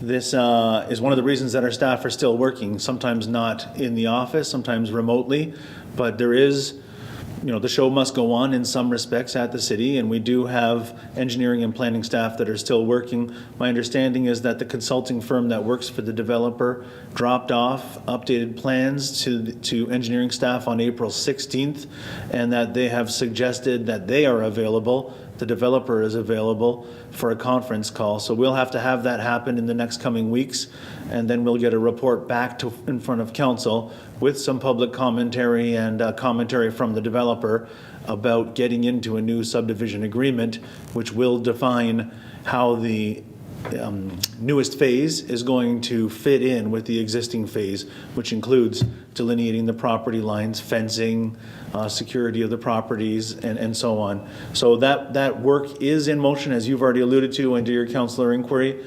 And like I said, the last relevant date that I have is 2 weeks ago, April 16th. Thank you, Scott. And just one other, Your Worship. Over the weekend, I happened to glance at a political show that was on TV, and there was the Minister of Infrastructure and Communities on, who was being interviewed about post-COVID and would there be any infrastructure money. So this goes out to Chris and to the CAO. as part of that interview, she explained that transportation and active transportation were going to be high on the list. And in particularly, she dropped the word trails as part of active transportation. So my concern is that coming out of COVID, do we have any grant-related proposals or numbers that we could petition for in grants, i.e. maybe the trails? And Chris, I don't know if you could comment on any other projects that you'd be able to submit. I know it's difficult without knowing the guidelines and what their priorities were, but certainly transportation and active transportation were two items that she is having discussions with already with the province. So I think that's more than a subtle hint on that area. So I don't know if can be revved up for projects that we could submit. And the same to Scott. Thank you. Mr. Lee? Through you, Mr. Mayor, to Councillor Bruno. With regards to trail specific, we have probably a good chunk of cash that we could spend there in just the maintenance of it. Some of the trails are approaching 20 years in age, so resurfacing alone could be in the hundreds of thousands of dollars. Also, there's, in particular on the Friendship Trail, we have a culvert that is proposed, has actually been designed already, and that may even qualify depending on what the parameters of the grants may be, which is a very large expense, replacing that, which would be a cost back to specifically, not entirely to the trail itself, but to a great deal to the taxpayers. Some of it would be charged back because it has to do with the municipal drain and all of the things that are involved with that. But if we could pay the city's share of that culvert or bridge, depending on what the final, at this point it's actually a large culvert, that may be something that's applicable as well. So yes, we have a lot of areas where we could quickly put numbers together and move forward on it if the dollars and cents did come to us. Councillor Bruno? Thank you. Thank you, Mr. Mayor. Thank you, Chris. Okay. Just through that, Scott and I have been having conversations with our MP, Vance Badaway, with regards to projects moving forward. So in our deliberations with our mayor's meetings with MP Badaway, he's been asking for that information. So Scott is talking to senior staff with regards to bringing projects forward, very similar to what you've asked for, Councillor Bruno, so that we can approach the federal and provincial governments once COVID is over and how they're going to roll out infrastructure dollars. So quietly we have been doing that, but certainly I'm glad to hear that there has been a specific tell on that. So that must have been since our last meeting with Vance, because he hadn't mentioned that one yet, but that's fine. We'll certainly make sure that Chris and his staff put that on their list when we go to Vance with that. So thank you. Anything to add, Mr. CO? Just very briefly, in answer through your worship to Councillor Bruno there, yeah, I mean, city management is hopeful that some kind of stimulus funding program comes out as part of the recovery from the pandemic. It's going to help the contractors who work in Niagara and beyond. It's going to help the city. We do a lot of work with our own forces, but we also bring in outside companies, and those companies employ local workers.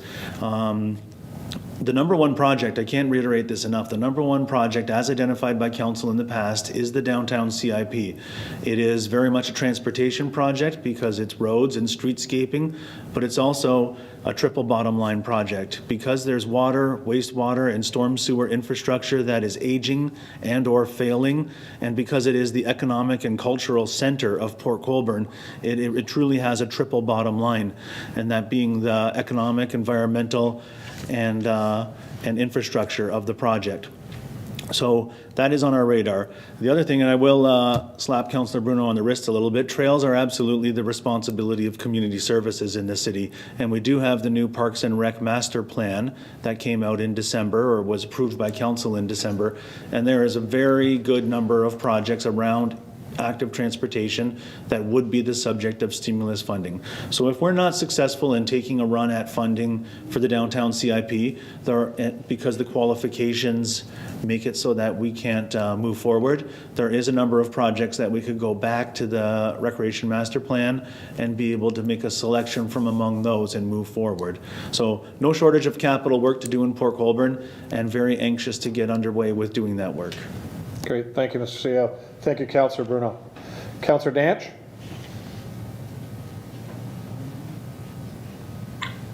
I've been touching base with city staff with any issues I've had for the constituents and stuff like that. So right now, I really have nothing else to offer. Thank you so much. Thank you, Councillor. Councillor Desmarais?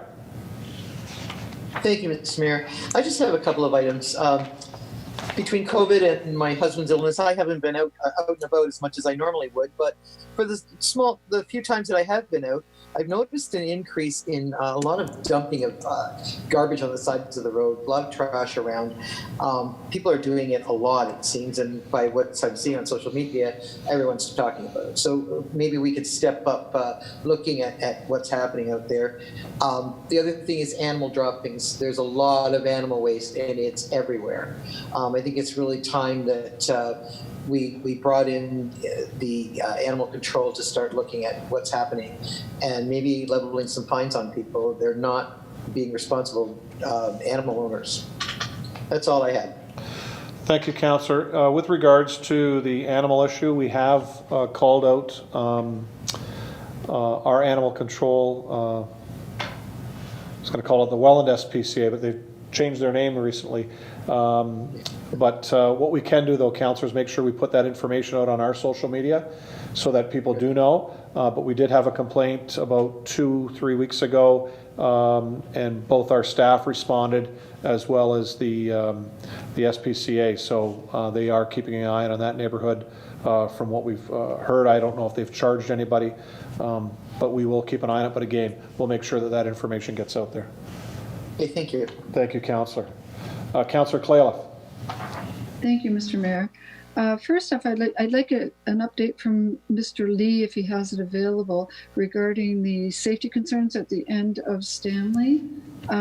This came to us last year, and it's been kind of ongoing. And at the last meeting, I know things have changed since March 10th, but I was told I'd get an update regarding the status of that work at this point. Or the survey I think they were doing at the time. Through you, Mr. Mayor, to Councillor Clayliff. I actually reached out to staff today on this particular item after getting your email. That being said, they haven't assigned the task to a consultant to do a traffic study. The comments back from them was that they had actually received a number of them in the last few months.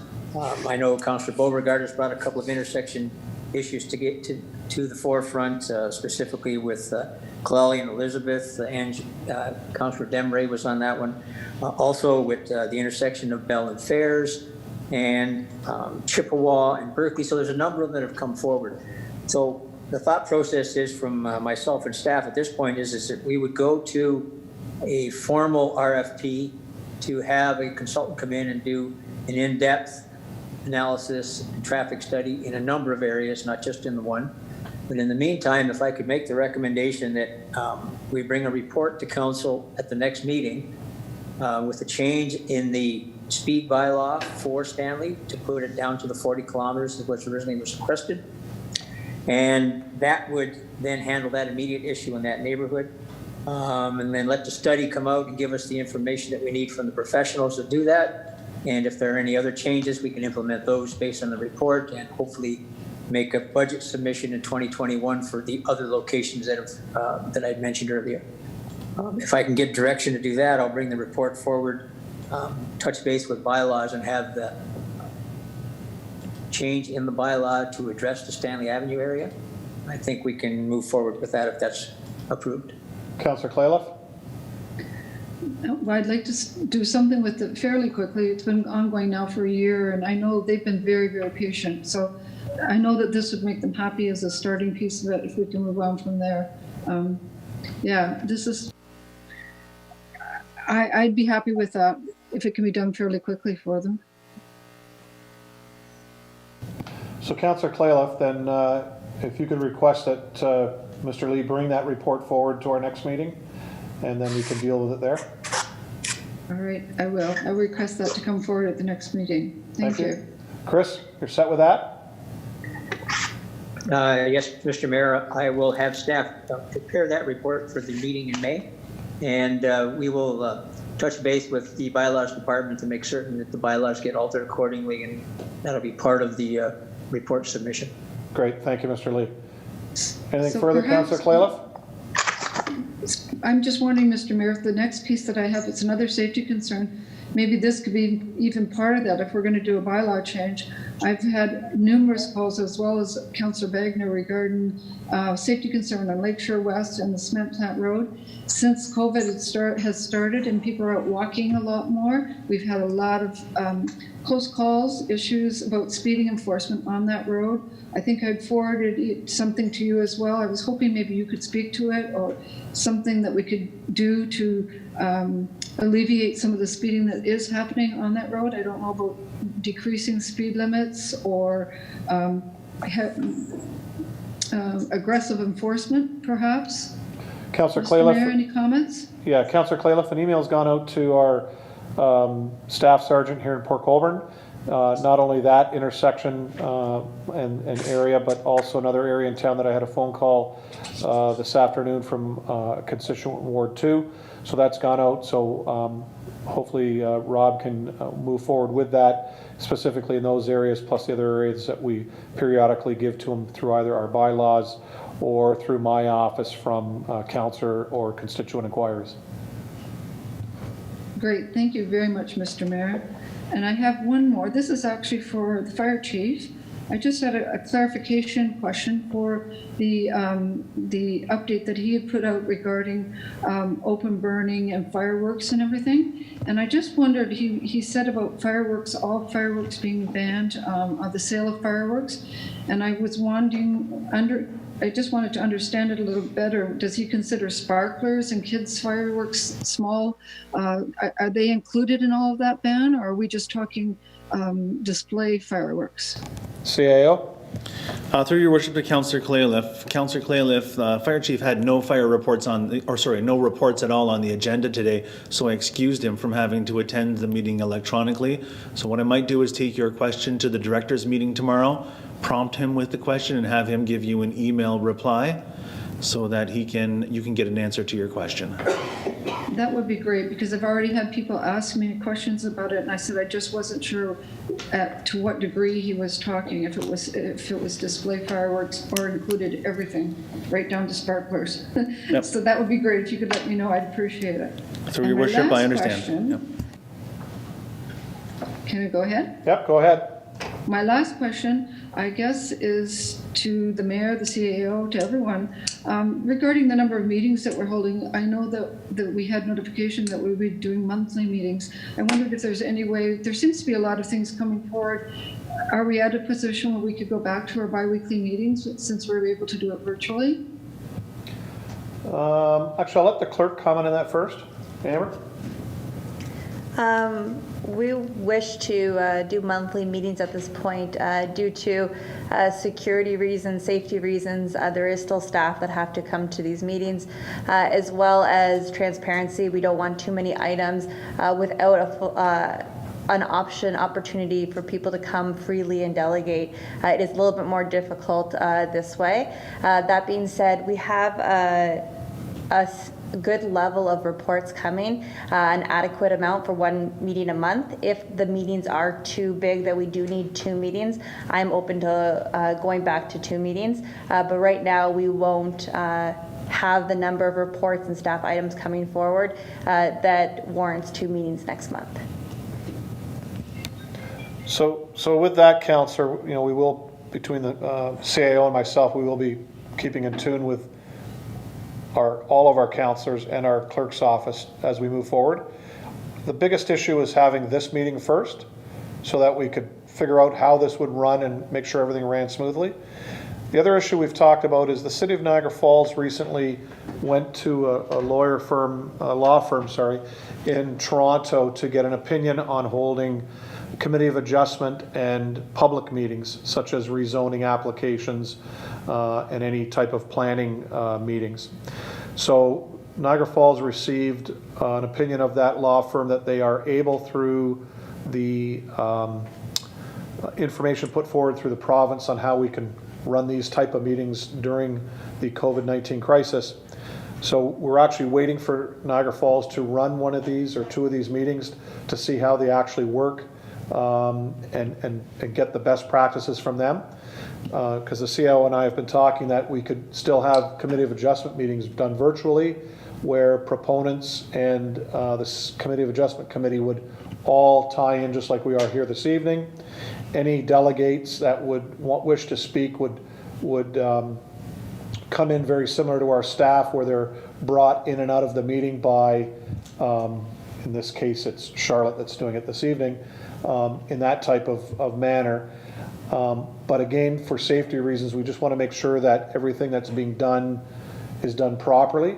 So, because what we want to do is make sure that things moving forward, I think Councillor Bruno touched on it very well this evening, is the fact that once things open up, is that we're ready to go, and specifically the economy is ready to go, contractors, developers, and so on. And you know, whether it's putting a new deck on your property or severing a piece of property to build another home, whatever that is, that we can get as much done during this time and ready to go off the hop is what we want to do. But again, we are waiting for Niagara Falls. I think we need to follow their lead first and make sure that when we do have those type of meetings, whether it's council that's doing just a planning meeting or it's Committee of Adjustment, that they can go through unhindered. Does that answer your question? It does. Okay, Councillor Bruno, you have a question to that? Yes, Your Worship. I'm concerned that to try and balance the need for agenda items, but more to get information out to the public. I mean, I think we all may have, some of us have, received an inordinate amount of queries around Canal Days, as an example. We probably would have been able to give that answer to many people a week ago. And whilst I'm all for the safety of individuals, I'm wondering if the way we come back to normality is the way the province and the feds are doing that. And I'll just throw this out there, and I don't know if it concerns the WeeStream and the Your channel people, but what about trying 3 weeks and then moving back to 2? I just throw that out there for consideration. Amber? If council wishes us to go every 3 weeks, you can definitely pass a motion. It would need to depend on us getting coordination with the WeeStream, though. Other than that, I think that would be fine. If you could let us work on that, Councillor, can we bring that back to council? Absolutely. Thank you. Thank you, Councillor. Councillor Clayliff, you're all set? Yes, I am. Thank you. Thank you. Councillor Wells. Thank you, Your Worship. I'm going to go back to Chrissy on this one again. The Pleasant Beach access gate has been run over by a car and I believe damaged by beyond repair. And this brings me to request from him the status on the report that the operations staff was going to do in regards to the road end, the beach road ends. I just wondered where we are at with it. Mr. Lee? Through you, Mr. Mayor, to Councillor Wells. Staff is still working on that report with regards to all of the beach ends and the road closures and how we are going to go about that. The report will have some suggestions in there, obviously some costs. We have to work together with community services on that because some of them people are considering as beaches. That being said, there'll be some recommendations and some co-authoring in that report as well. And bylaws will be involved in the equation too because of some of the bylaws that may have to get passed or revoked or whatever the decision is by council.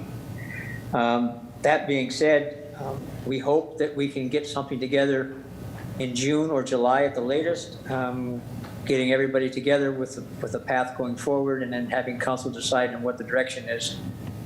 We actually had conversations with Councillor Beauregard earlier this week, and he had another one that wasn't specific to the lakeshore, but it was also an entranceway, which is a city-owned laneway, which people are accessing, that we have to decide whether that is what we want them to do or not want them to do, and then try to create this, I guess for lack of a better term, a template that we can apply to all of the road ends and closures.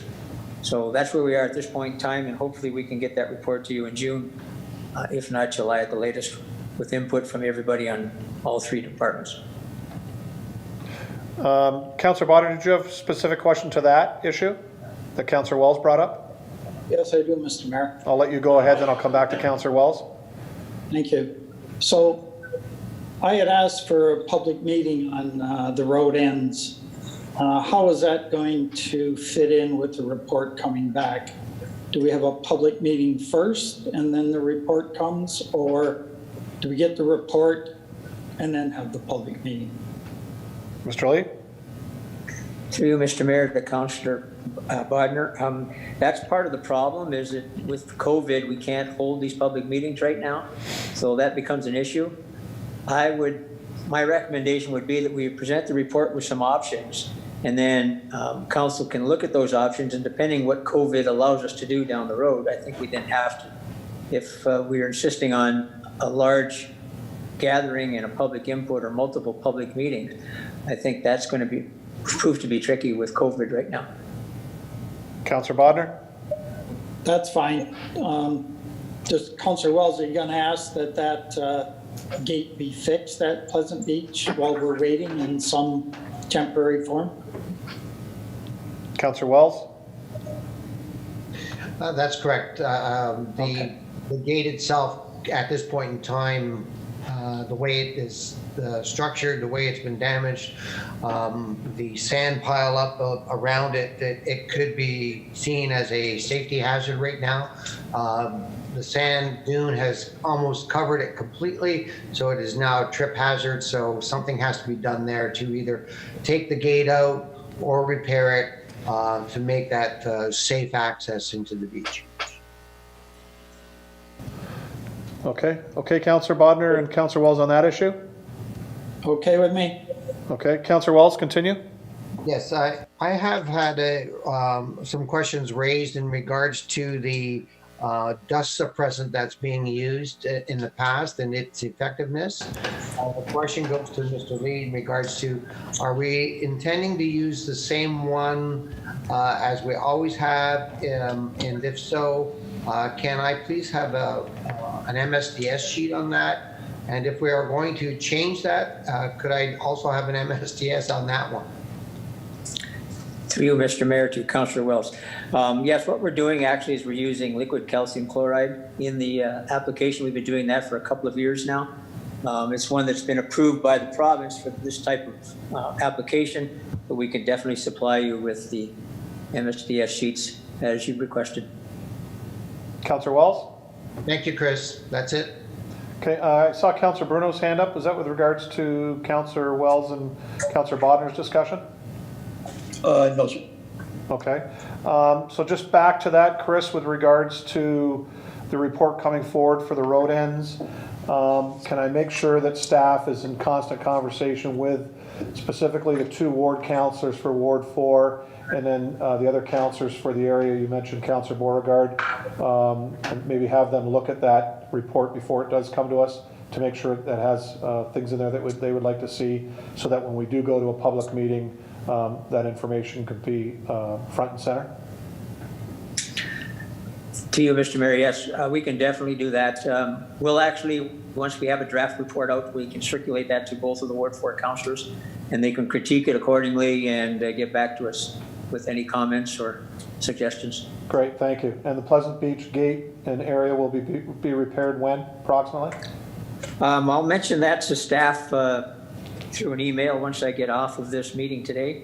And since it's an existing gate, they'll simply do a maintenance repair on it to make it safe. So we'll proceed with that as soon as we can move on that with staff. Okay, just like council aware of kind of a timeline, please. Yep, will do. Thank you, Chris. Councillor Bruno? Thank you, Worship. I don't know if you were going to mention this, but I just want to say a heartfelt thanks to the clerk's staff, Amber and Charlotte, everyone involved in training us last week, everyone involved in making this work so smoothly. When you start getting emails on the weekends about your items to be pulled and in the evening about training questions, I know Scott's worked in the background on this, the mayor doing all these training sessions. I just think it was outstanding teamwork to pull this off. And I just wanted to say thank you for the job well done. Thank you, Councillor. So seeing no more councillors' items, I'm going to move on to item 10, minutes of boards, commissions, and committees. There are none this evening. So we'll move on to item 11, consideration of bylaws. Madam Clerk, are there any bylaws this evening? There are 3 bylaws this evening, 6775-25-20 to 6777-27-20. I have a mover, Councillor Bagu, and a seconder, Councillor Clayliff. Councillors, any questions to the bylaws? Seeing none, please raise your hand if you're in favor. That's carried unanimously. So I'd like to thank everyone, and specifically council and staff, for watching and attending our first electronic council meeting. It is my second meeting. My first was with the region of Niagara. Both of those meetings have gone off primarily without a hitch. I think it's gone very well, and I hope the questions that the public has asked their councillors to bring forward have been done, and you were able to gather all that information. But as I stated in my mayor's remarks, please contact your councillors at any time. They are here working very hard for you during this COVID-19 pandemic, and anything that they need to bring forward to our staff and get your answer back as quick as possible, please do so. Please call with any questions to the City of Port Colborne at 835-2900, and our customer service representatives will try to answer every question as quickly as possible, or move you on to the staff member responsible. Also, do not hesitate to contact the Mayor's office or the CA's office at any time. And if you do have a bylaw issue, you can contact Bylaws either by calling the City Hall or emailing bylawenforcement@portcolborne.ca for any bylaw issues that may come forward. So again, Council, I do thank you. And as Councillor Bruno said, I do thank staff for putting this together, but I do thank our whole staff in general for how we're going through this pandemic. It isn't the easiest, I'll tell you right now. It's not on anybody. Our next council meeting is tentatively set for May the 25th. As you heard earlier, that date may change. We will let the public and councillors know, obviously, if that happens. We ask you all to please stay safe, stay home, continue to wash your hands, continue your social distancing, and we'll get to see you at our next meeting. I now adjourn this meeting. Thank you.